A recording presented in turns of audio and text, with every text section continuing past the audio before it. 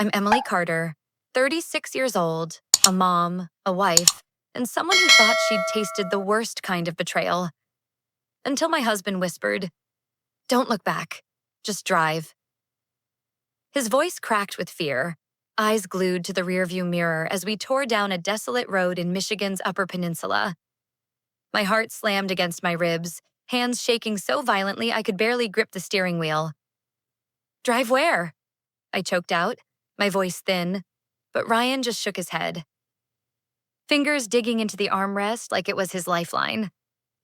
I slammed the gas pedal, our SUV lurching into the pitch-black night, the kids' confused voices rising from the back seat like a chorus of panic. I had no clue what we were running from. But when the truth crashed down, it didn't just break my heart. It incinerated every ounce of trust I'd placed in my brother, Jake. He'd thrown us into a deadly game where survival was the only prize. And the cost was every shred of family I thought I had. The plan was a simple escape from our suburban Ohio grind, a weekend getaway to a family friend's cabin on Lake Superior.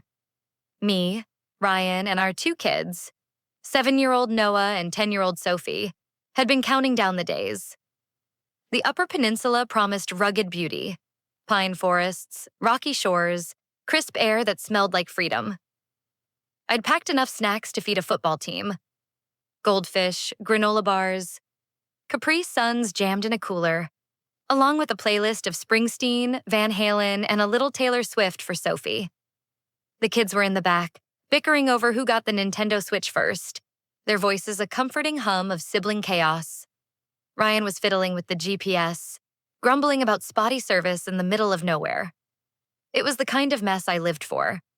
The kind that felt like home after months of juggling my marketing job, Ryan's engineering deadlines, and the kids' endless school projects. I was driving, as always.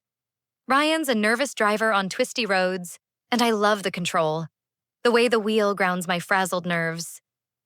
We were set to arrive by dusk, roast marshmallows, let the kids stay up late telling ghost stories by the fire, maybe sneak a glass of wine with our friend Lisa, who owned the cabin. It was supposed to be a reset, a chance to laugh and reconnect. But normal doesn't survive when Jake's involved. Jake's my older brother, 40. The kind of guy who could charm a snake into buying its own venom. Charismatic, quick with a laugh. The life of every dive bar and backyard barbecue. Growing up in a rundown Cleveland suburb, our house was a battlefield. Dad's drinking binges, Mom's passive-aggressive guilt trips, the kind of dysfunction that makes you grow up fast. Dad was a factory worker who drowned his disappointments in whiskey. Mom was a receptionist who cared more about the neighbor's opinion than her kids' feelings. Jake was my lifeline. He'd sneak me out for Slurpees when Dad was screaming, teach me how to dodge Mom's barbed comments about my plain looks or boring personality.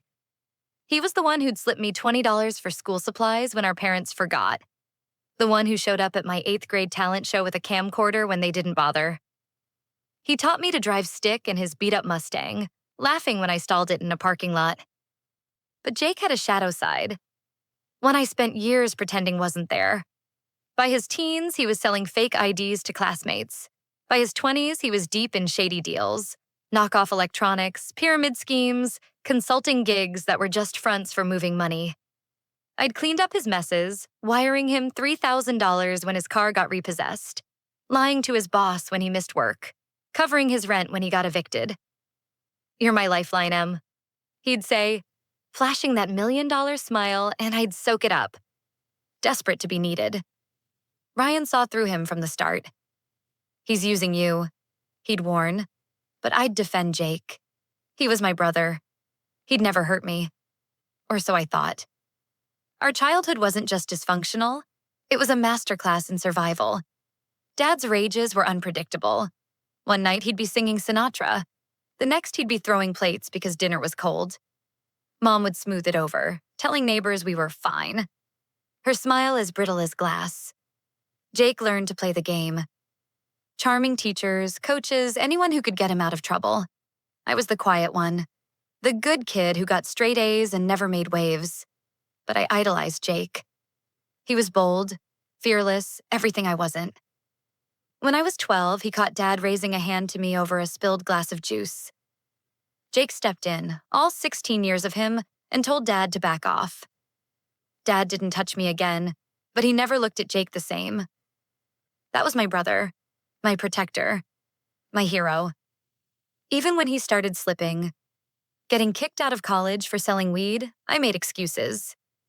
He was just finding himself, I'd tell myself. When he moved back home at 25, jobless and broke, I lent him money from my first paycheck as a marketing assistant. When he disappeared for weeks, only to resurface with stories of big deals that never materialized, I believed him. I wanted to believe him. 8 months ago, Jake came to me, frantic, his usual charm replaced by a twitchy desperation. He owed $20,000 to some guys, he said, his eyes darting like he was being watched. I need help, Em. These aren't the kind of people you say no to. I'd bailed him out before. $5,000 for a sure-thing crypto scam, $2,000 for a bar fight settlement. But this was different. The number was too big, the stakes too high. We had a mortgage, car payments, Sophie's braces, Noah's therapy for his anxiety. I can't, I told him, my voice firm but shaking. His face went cold, his eyes like daggers. Fine, he said, his voice flat.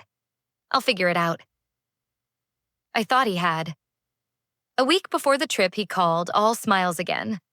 I'm good, Em. Debt's cleared. Let's have a blast at the cabin. He sounded like the Jake I loved, the one who'd carried me on his shoulders at county fairs, who'd promised we'd always have each other. When he showed up at our house with a black gym bag saying his truck was full, I didn't blink.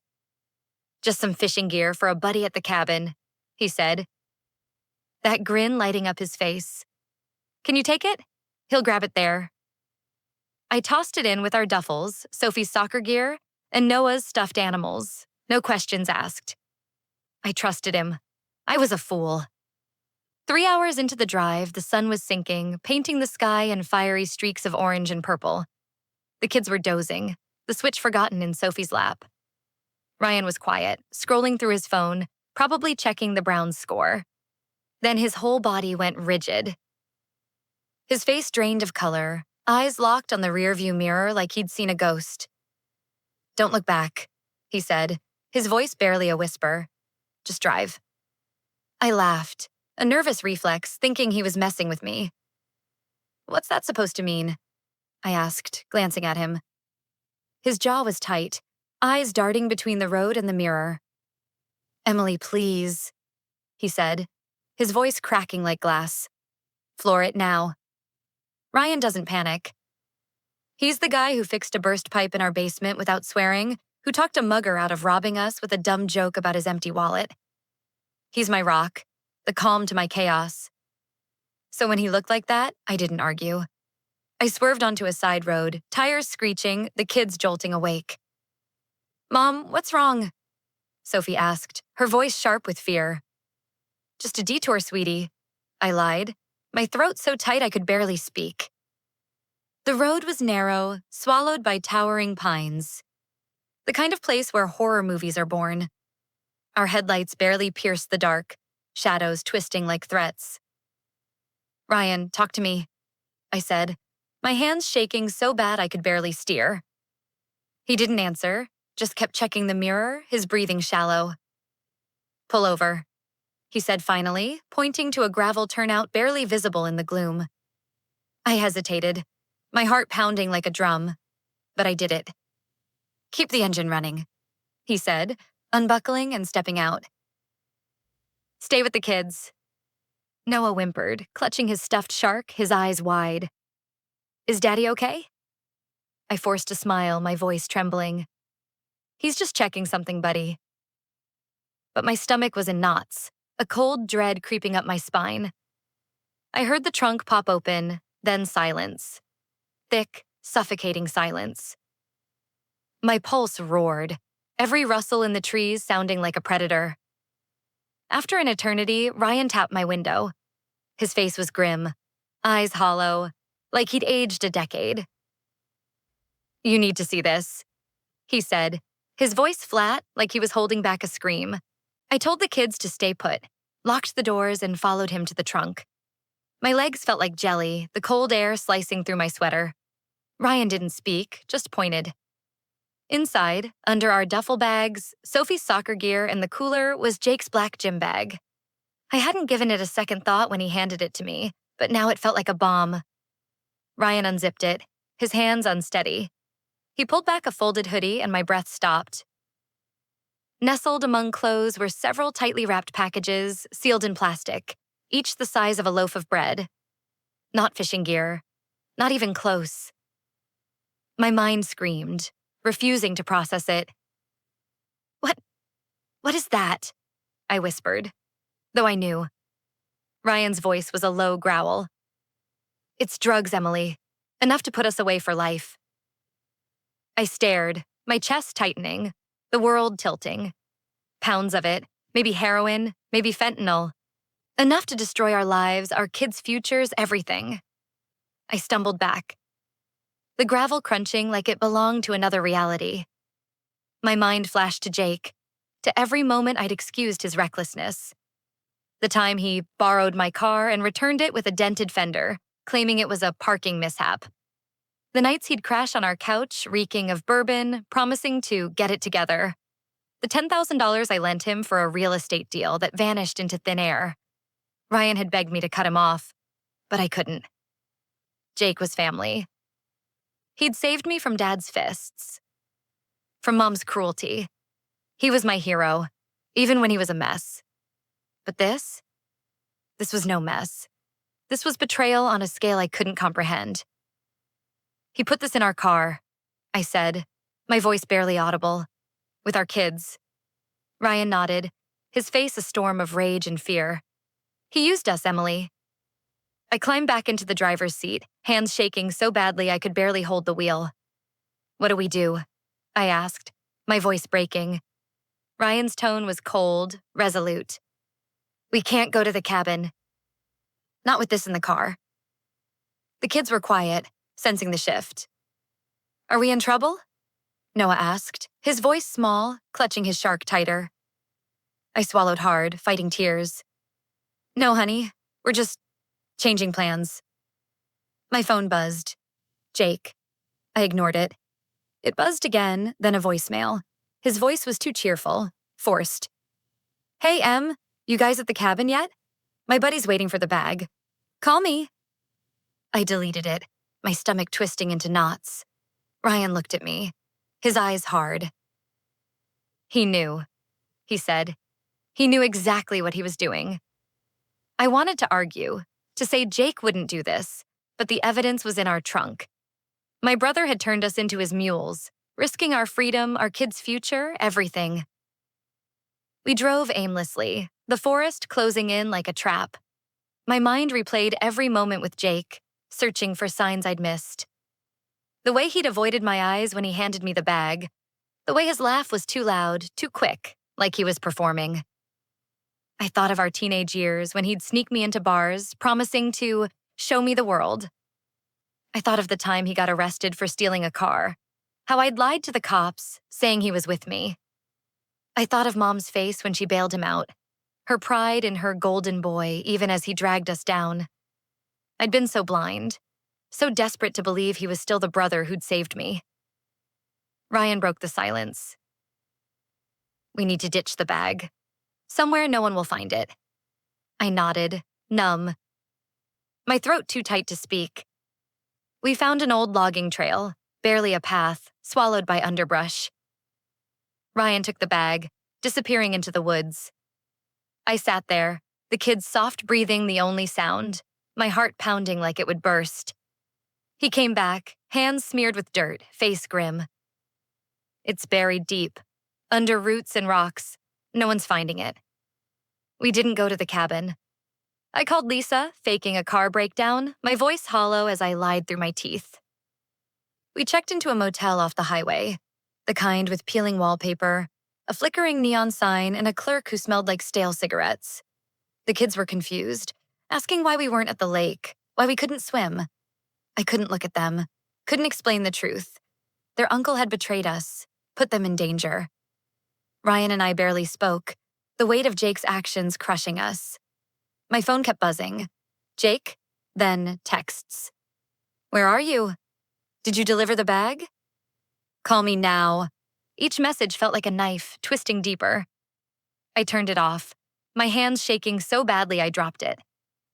That night, in the dim motel room, the kids asleep on a lumpy mattress, Ryan sat me down. How did you not see this? He asked. Not angry, just exhausted. His eyes red from lack of sleep. I didn't have an answer. I'd spent my life saving Jake, thinking it was love, thinking it made us family. But this wasn't a bounce check or a bar fight. This was our lives, our kids.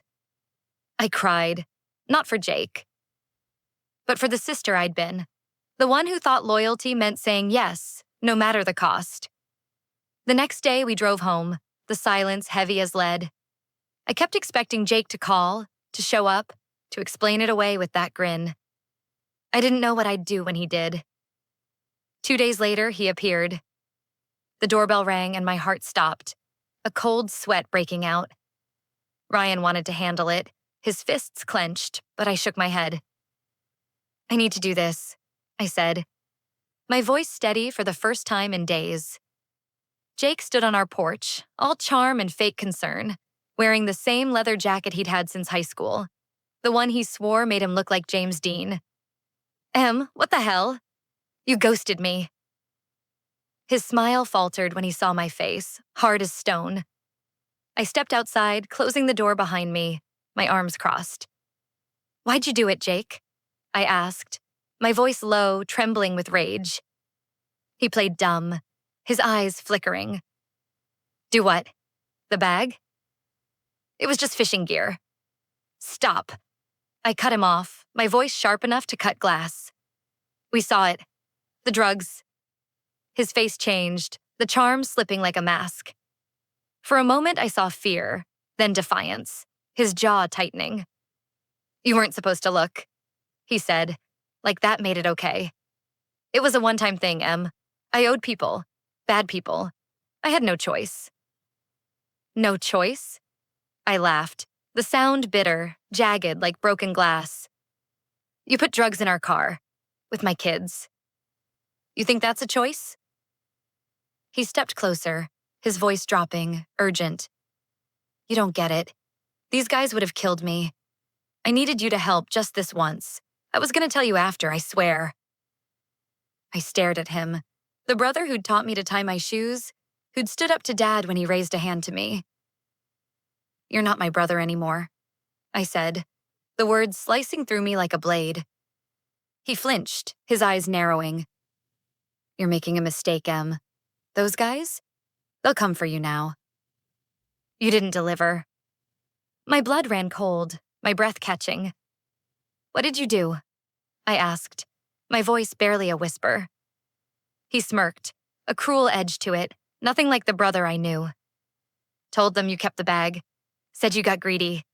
Good luck, sis. He turned and walked away, his boots crunching on the driveway. I stood frozen, his words echoing in my head like a death sentence. Ryan opened the door behind me, his face pale. What did he say? He asked. I told him, my voice shaking, and his eyes darkened with a fury I'd never seen.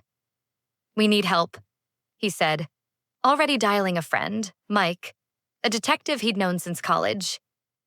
We didn't mention the bag. We couldn't risk it. But we asked about Jake's associates. Mike's voice was grim over the phone. Jake was tangled with a local cartel, small but brutal, dealing meth and fentanyl across state lines. They didn't forgive lost product, and they didn't care who got in the way. Mike had heard whispers of a botched deal, a missing shipment, and Jake's name tied to it. Get out of town, he said. Now. That night, we packed essentials. Clothes, passports, Sophie's stuffed rabbit, Noah's shark.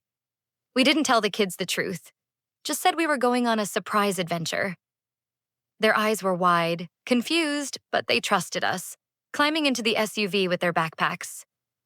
We drove to a safe house Mike arranged, a nondescript apartment in Indiana, all beige walls and buzzing fluorescent lights. The kids were scared, asking why we couldn't go home, why they couldn't call their friends. I lied, hating myself, telling them it was a game, a secret mission. At night, Sophie would cry for her old bed. Noah would cling to his shark, and I'd hold them, whispering promises I wasn't sure I could keep. Ryan rigged a makeshift alarm system, motion sensors from a hardware store, a baseball bat by the door. We didn't sleep, every creak of the building making us jump. I kept seeing Jake smirk, hearing his voice. Good luck, sis. 10 days later, it happened. At 3 a.m., headlights swept across the apartment windows, slow and deliberate. Ryan saw it on the cheap security camera he'd installed. They're here, he whispered, grabbing a kitchen knife, his face pale but resolute. My heart stopped. A scream lodged in my throat. I pulled the kids into the bathroom, the only room without windows, and locked the door. Stay quiet, I told them, my voice shaking. Sophie's eyes were wide with terror, Noah's face buried in my side. His shark crushed against his chest. Mom, who's out there? Sophie whispered, her voice trembling. I shushed her, my heart breaking. Ryan stood by the front door, knife in hand, his phone already dialing Mike. I heard footsteps outside, heavy and deliberate, then a low voice, too muffled to make out. A window shattered, glass hitting the floor like a gunshot. My blood turned to ice, my breath coming in gasps.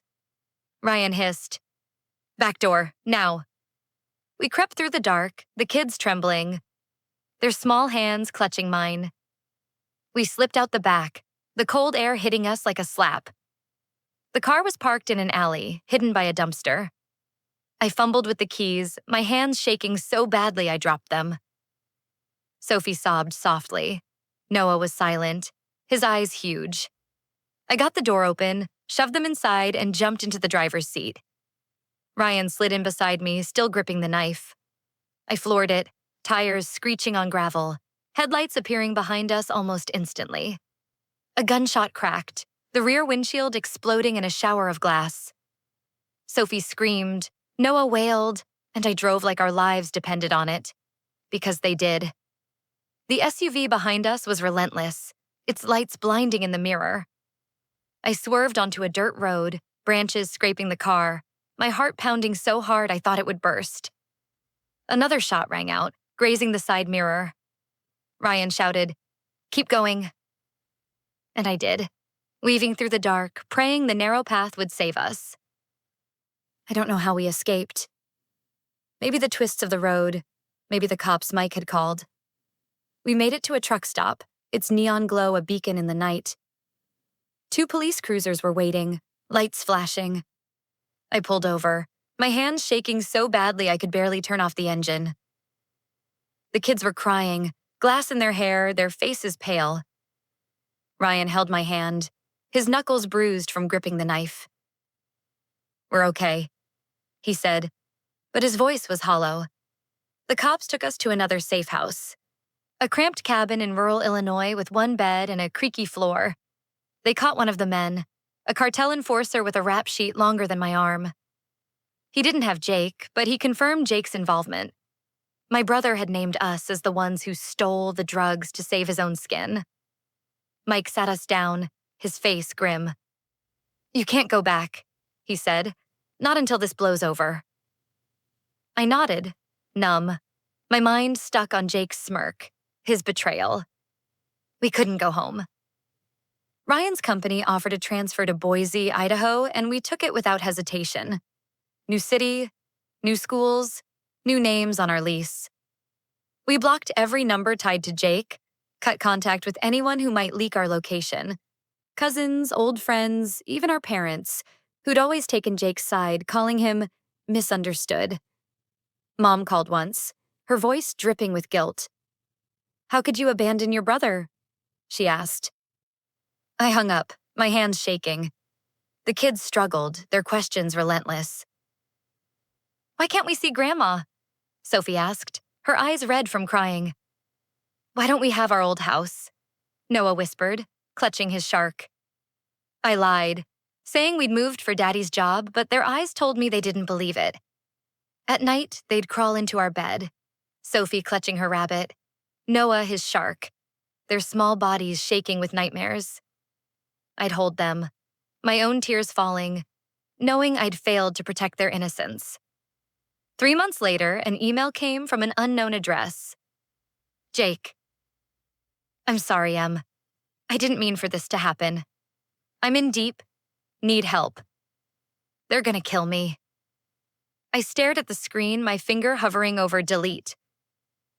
Part of me, the little girl who'd worshipped him, who'd believed his promises, wanted to save him, to believe he could change. But I saw Sophie's face that night, glass in her hair, heard Noah's sobs as bullets flew. I deleted it, blocked the address, and felt a hollow ache where love used to be. 5 months later, word came through a distant cousin, the kind who only calls with bad news. Jake was caught in Chicago, trying to move another shipment. Fentanyl, enough to kill a small city. He got 12 years. Possession, intent to distribute, conspiracy. Not enough, but enough to keep him away. The cartel lost interest, their product buried in the Michigan woods, their attention shifting to bigger fish. We were safe, but safety came at a cost. In Boise, the mountains were stark, jagged, a reminder of how fragile peace could be. The kids started new schools, made new friends, but they were different now. Quieter, more cautious. Sophie stopped playing soccer, saying it reminded her of home. Noah's anxiety worsened, his therapist suggesting art to help him process. His drawings were dark. Shadowy figures, broken windows, a shark swimming in a sea of red. Ryan got a promotion, but he kept a knife by the bed, checked the locks twice nightly. I started therapy, untangling decades of guilt, loyalty, and the weight of being Jake's lifeline. I wasn't that sister anymore. I was the mother who protected, the wife who chose her family over a ghost. I grieved the brother who'd bought me Slurpees, who'd danced with me at my wedding, but that Jake was gone, replaced by a stranger who'd sold us out. The move wasn't the end of it. 6 months in, a letter arrived, forwarded from our old address. No return address, just Jake's handwriting. I almost burned it. But curiosity won. Inside was a single page, his scrawl messy, desperate. I'm in hell. I didn't mean to hurt you. I thought I could fix it. Help me, please. For old time's sake. I read it 3 times, my hands shaking. Ryan found me, took one look at my face, and gently pulled the letter away. He doesn't get to do this, he said, his voice soft but firm. I nodded, letting him tear it up. We didn't reply. We didn't owe him anything. A year later, another cousin called, Lisa, the cabin owner, who'd stayed out of the drama until now. She'd seen Mom, who was a wreck, blaming me for Jake's arrest. She says you turned your back on family, Lisa said, her voice hesitant. I laughed, a hollow sound. Family doesn't put kids in the crosshairs, I said. Lisa went quiet, then apologized, saying she didn't know the whole story. I didn't tell her. Some truths are too heavy to share. Life in Boise became a new kind of normal. Sophie joined a book club, her smile returning when she talked about fantasy novels. Noah started soccer, his shy grin peeking out when he scored his first goal. Ryan and I rebuilt, piece by piece. A new routine, a new home, a new kind of trust. We don't talk about Jake, but his shadow lingers in the way we jump at unexpected knocks, the way I triple-check the car before every trip. Therapy helped me see the patterns, how Mom's guilt trips trained me to please, how Dad's chaos made Jake my savior, how I'd carried that role into adulthood. I'm learning to let go, to forgive myself for trusting him. The kids don't ask about him anymore. They laugh again, their scars fading, but they flinch at loud noises, check over their shoulders. Ryan keeps a knife by the bed, just in case. And me? I checked the locks 3 times, but I'm learning to breathe, to live without dread. Did I cut Jake off too soon? or not soon enough? Did I fail my kids by trusting him or save them by running? Tell me what you think. If this story hit you, share it. If you're new, hit subscribe.